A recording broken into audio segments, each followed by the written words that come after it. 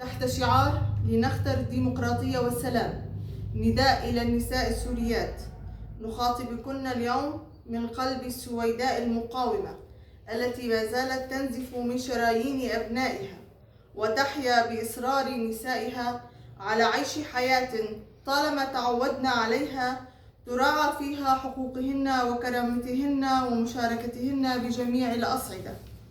نحن اليوم نواجه العنف بكل أشكاله والتهجير ونقص الفرص والإمكانيات. كثيرات منا تم خطفهن ولم يعدنا بعد، كثيرات تم اغتصابهن وتركنا لمعاناتهن مع المجتمع.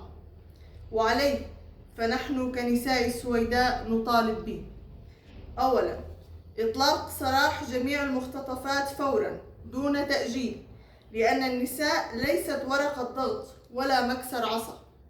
ثانيا، نطالب بفيدرالية تحافظ على الخصوصية والثقافة كمكون أصيل من مكونات المجتمع. ثالثا، فصل الدين عن الدولة لوطن علماني يراعى فيه حقوق جميع الأفراد دون تمييز. نحن نؤمن أن الحل يبدأ من تحالف النساء، من وعيهن وتنظيمهن وإصرارهن على أن يكن الفاعلات في المجتمع.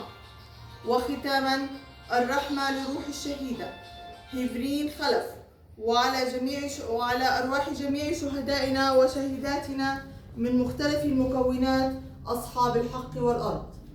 نساء السويداء، الخميس 9/10/2025.